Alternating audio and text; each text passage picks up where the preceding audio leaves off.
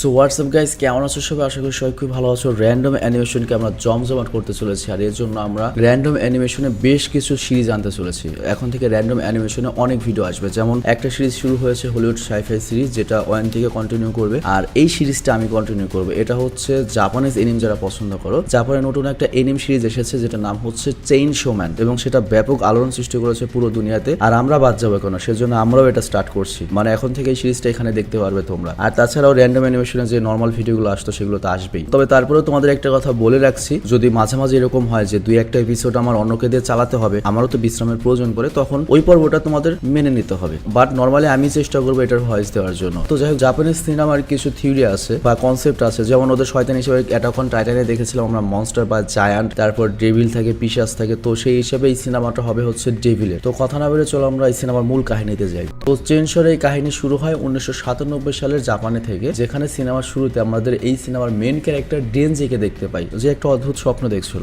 যেখানে সে একটা নীরব জঙ্গলে ছিল, আর সেখান থেকে সে বের হওয়ার একটা দরজা খুঁজে পায়, আর তখনই তার ঘুম ভাঙে। তো ডেনজি এরপর তার কাজে বেরিয়ে পড়ে, আর আমরা জানতে পারি ডেনজির মাথায় অনেক ঋণের বোঝা, যা পরিশোধ করার জন্য 1.3 মিলিয়ন জাপানি টাকায় একটা কিডনি বিক্রি করেছে, 3 লাখ টাকায় নিজের একটা চোখ বিক্রি করেছে, আর 1 লাখ টাকায় সে নিজের একটা টেস্টিক্যাল বা একটা বিচিও বিক্রি করেছে। তবে এখনো তার 3 কোটি টাকা ঋণ পরিশোধ করতে হবে। আর এর জন্য সে মাঝে মাঝে ডেভিল হান্টারের কাজও করে, কারণ ডেভিলের লাশের পরিবর্তে অনেক ভালো টাকা পাওয়া যায়। মানে একটা ডেভিলকে যদি মারে, সেই লাশটা বিভিন্ন কোম্পানি আছে কিনে নেয় এবং সেটা দিয়ে ওষুধ টষুধ তৈরি হয় আর কি। তো যাই হোক, ডেনজির সাথে তার একটা পোষা প্রাণী রয়েছে যার নাম হচ্ছে পোচিতা। এটা কিন্তু মনে রাখতে হবে। আর পোচিতা হচ্ছে একটা চেইনসো ডেভিল। চেইনসো ডেভিল মানে হচ্ছে ওর মাথা থেকে চেইনসো বের হয়, খুবই ডেঞ্জারাস। তো পোচিতার ঘে ঘেউ আওয়াজ শুনে ডেনজি বুঝতে পারে তার আশেপাশে কোনো ডেভিল রয়েছে, আর তখন একটা টমেটো ডেভিল বের হয়। তো ডেনজি পোচিতাকে চেইনসোর মতো ইউজ করে ওই টমেটো ডেভিলকে মেরে ফেলে। আর তারপর ডেনজির আমরা অতীত দেখতে পাই। আমরা দেখতে পাই ডেনজির বয়স যখন 10 ছিল, তো তখন তার বাবা মারা যায়, আর এই ঋণের সবগুলো তার বাবার কাছ থেকে এসেছে। অ্যাকচুয়ালি ওর বাবা ইয়াকুজা গ্যাং নামে এক বৃদ্ধর কাছ থেকে ঋণ নিয়েছিল,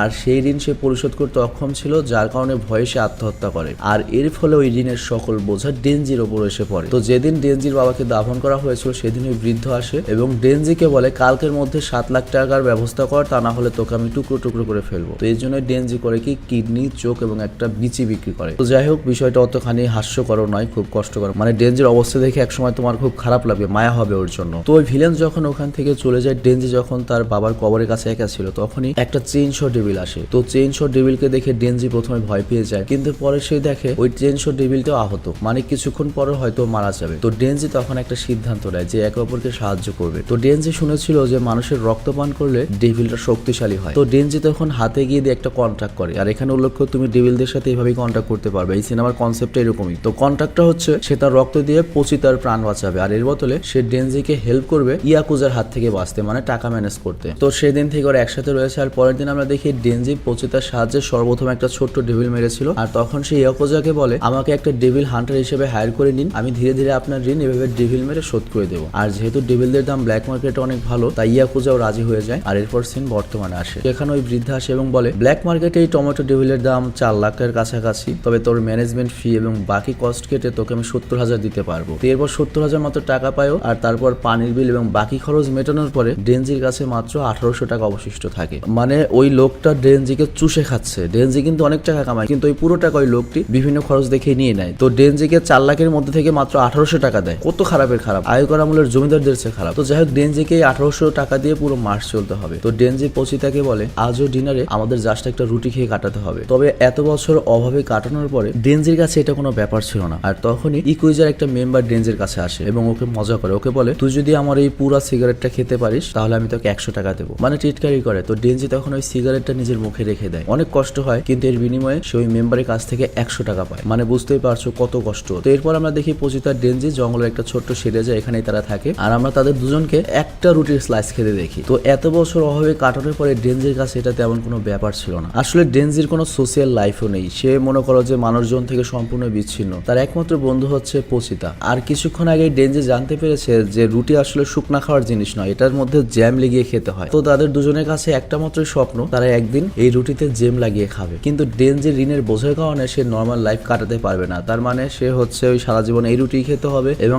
আজীবন তার কোনো বান্ধবীও হবে না, সিঙ্গেলই থেকে যাবে। অ্যাকচুয়ালি কোন মেয়ে আসবে এই পুরো ঘরে? সে কি ইনভাইট করতে পারবে কাউকে, কিংবা গার্লফ্রেন্ড নিয়ে দামি রেস্টুরেন্টে ডেটে যেতে পারবে? তবে তারপরেও ডেনজির মনে একটাই স্বপ্ন, তার কোনো একদিন একটা গার্লফ্রেন্ড হবে। আর সেই কথাগুলো পচিতাকে বলছিল আর পচিতা এই কথাগুলো শুনছিল। তো যাই হোক, ক্ষুধার্ত থাকার কারণে ডেনজির ঘুম আসে না, আর সে ঘুমের মধ্যে একটা স্বপ্নই দেখতে চাইতো, যেখানে সে ব্রেডের উপর জ্যাম লাগিয়ে পচিতার সাথে খাবে, কোন একটা মেয়ের সাথে ফ্লার্ট করবে, তার সাথে ভিডিও গেম খেলবে, তাকে জড়িয়ে ধরে ঘুমাবে। মানে নর্মালি একটা ছেলে যে স্বপ্ন চায় ওর ভেতরেও সে একই স্বপ্ন রয়েছে। তো তখনই হঠাৎ করে ডেনজি কাজটা শুরু করে আর তার ভেতর থেকে রক্ত বের হয়। তো এখানে আমরা জানতে পারি ডেনজির মায়ের হার্টের অসুখ ছিল, যার কারণে সে মারা গিয়েছিল। তো মানে ডেনজিরও এখন হার্টের অসুখ হয়েছে। তো ডেনজিও কিছুদিন পরে মারা যাবে। চিন্তা করো ভাগ্যটা কেউ। আর তখনই সেই ভিলেন বৃদ্ধা ডেনজির দরজায় ধাক্কাতে থাকে এবং তাকে বলে তোর আজকে আরেকটা ডেভিল মারতে হবে। তো বৃদ্ধা তখন ডেনজিকে শহর থেকে দূরে একটা ওয়্যার হাউসে নিয়ে আসে। তো ডেনজিও বৃদ্ধার পিছু পিছু চলতে থাকে আর তখন হঠাৎ করে পেছন থেকে একটা লোক ডেনজি আর পচিতার পেছনে তরল ঢুকিয়ে দেয়। আর তখন আমরা জানতে পারি এটা মূলত একটা চাল ছিল। বৃদ্ধা চাইছিল তার গ্যাং মানে ইয়াকুজা আরো পাওয়ারফুল হোক, আর এজন্য সে নিজে একটা ডেভিলের সাথে কন্ট্যাক্ট করেছে। আর ওই ডেভিল যাতে আরো পাওয়ার পায় সেজন্য তার একটা ডেভিল হান্টারের দরকার ছিল। আর এখানে উল্লেখ্য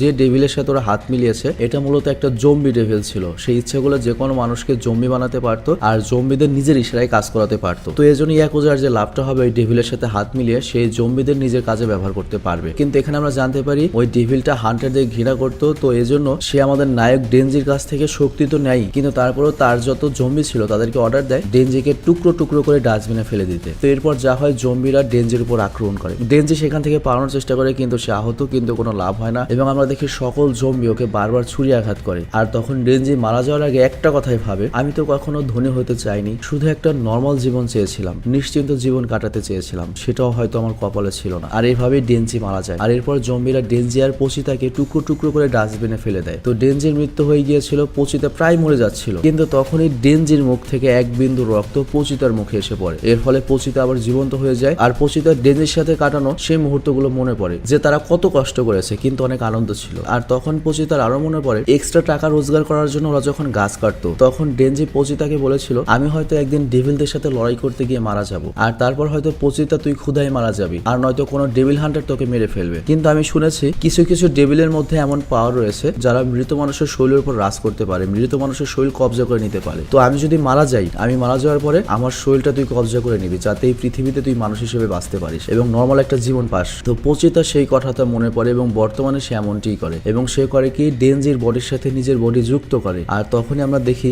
ডেনজির বডি জীবন্ত হয়ে উঠছে এবং ডেনজির ভেতরে প্রাণও ফিরে আসে এবং শেষবারের মতো একজন আরেকজনের সাথে কথা বলে, যেখানে পচিতাও মানুষের মতো কথা বলতে পারছিল কারণ সে ডেনজির শরীরের অর্ধেক ব্যবহার করছিল। তো এখানে পচিতা ডেনজিকে বলে তোমার বডিতে আমি ঢুকছি না, বরং তোমার বডির সাথে আমি একটা নতুন কন্ট্রাক্ট ডিল করেছি, সেই ডিল অনুযায়ী আমি আমার হার্ট তোমাকে দিয়ে দিচ্ছি, আর তার পরিবর্তে আমি চাই তুমি একটা সুন্দর জীবন কাটাও এবং তুমি তোমার স্বপ্ন পূরণ করো যেগুলো তুমি দেখেছিলে। তো এখানে যেটা হচ্ছে ওই পচিতাই মূলত ডেনজিকে বাঁচানোর জন্য নিজেকে উৎসর্গ করছে। আর যেহেতু পচিতার একটা শক্তিশালী ডেভিল হার্ট ছিল, তো এই কারণে যেটা হয় আমাদের ডেনজির শরীর পুরোপুরি জীবন্ত হয়ে ওঠে। তার হার্টের অসুখ, তার যে একটা কিডনি ছিল না, তার যে একটা চোখ ছিল না, তার যে একটা বিচি ছিল না, সব ঠিক হয়ে যায়। আর তার সাথে ডেনজির বুক থেকে একটা রশি বের হয়, আর সেটা মূলত পচিতার লেজ ছিল, যেটা টান দেওয়ার সাথে সাথে পচিতার চেনশ কাজ করতো। তো ডেনজিকে জীবন্ত দেখে জম্বি ডেভিল আবারও তার জম্বিতে ডাক দেয় ওকে মারার জন্য। আর ডেনজি তখন ভাবতে থাকে এই লোকদের কত ভালো একটা জীবন ছিল, ওদের আর কি প্রয়োজন ছিল, ওরা কেন ডেভিলের সাথে কন্ট্যাক্ট করলো বাড়তি ক্ষমতার জন্য। মানে ওই ইয়াকুজা সন্ত্রাসীদের কথা বলছে, ওদের তেমনি অনেক ক্ষমতা ছিল, কিন্তু ওরা মানুষের ডেভিলদের সাথে কেন কন্ট্যাক্ট করলো। তো ডেনজি তখন বুঝতে পারে মানুষ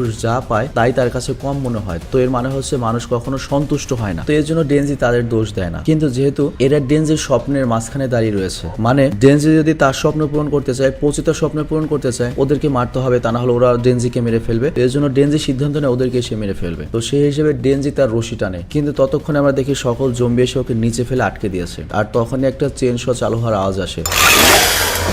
আর তারপর আমরা দেখি ডেনজি জম্বিদের মুন্ডু কাটতে কাটতে বেরিয়ে আসে। আসলে পচিতার চেইন শর পাওয়ার ডেনজির মধ্যে ট্রান্সফার হয়েছে এবং যেটা হয়েছে মানুষের সাথে মিলে ওর হাতের মধ্যে এবং মাথাও চেঞ্জ হয়ে এসেছিল। তো এভাবেই জন্ম নেয় চেইনশো ম্যানের, মানে জাপানিজ নতুন সুপার হিরো। তো ডেনজি করে কি জম্বিদের কাটতে কাটতে মেন যে জম্বি ডেভিল রয়েছে তার কাছে যায় এবং ওকে মাঝখান থেকে কেটে ফেলে। আর ডেভিল জম্বিকে মারার পরে সব জম্বি তখন ডেনজির দিকে এগোতে থাকে। আর ডেনজি বুঝতে পারে আমি যদি এদের সবাইকে মেরে ফেলি তাহলে তো ইয়াকুজার সকল ঋণ মুক্ত হয়ে যাবে, মানে ইয়াকুজা খোঁজা গ্রুপের তার কেউ বেঁচে থাকছে না, তো এই জন্য সে ওদেরকে সবাইকে মারতে থাকে। আর এর কিছুক্ষণ পর সকাল হয়ে যায় আর ওই ওয়্যার হাউসের কাছে একটা গাড়ি এসে থামে, যেখান থেকে কিছু কস্টিউম পরা লোক নামে এবং আমরা জানতে পারি তারা পাবলিক সেফটি ডেভিল হান্টার্স, যারা আসলে সরকারের জন্য কাজ করে। তো তারাও খবর পেয়েছিল এখানে ডেভিল রয়েছে, তো ডেভিল মারার জন্য তারা এখানে এসেছিল, কিন্তু তারা এসে দেখতে পায় সকল ডেভিল বা জম্বি এখানে মরে লাশ হয়ে পড়ে রয়েছে আর তাদের মাঝখানে ডেনজি দাঁড়িয়েছিল। তো একটা লোক তখন ডেনজিকে দেখে ভয় পেয়ে যায় যে এটা না জানি কত ডেঞ্জারাস ডেভিল। কিন্তু ওদের মধ্যে একটা মেয়ে ছিল মাকিমা, ওর গন্ধ শোকার শক্তি ছিল অসাধারণ, মানে এটা ওর সুপার পাওয়ার, যার ফলে বুঝতে পারে এটা কোনো ডেভিলও নয়, এটা কোনো মানুষও নয়। আর এই জন্য মাকিমা সাহস করে ডেনজির কাছে আসে আর ডেনজি তখন পেছন দিকে পড়ে যেতে থাকে। তো পড়তে পড়তে সে মাকিমাকে বলে প্লিজ আমাকে জড়িয়ে ধরো। তো মাকিমা তার কথা অনুযায়ী জড়িয়ে ধরে আর এরপর সে যখন বলে আমার বুকের ওই পার্ট ধরে টান দাও, তো ওই টানটা দিলে আমরা দেখি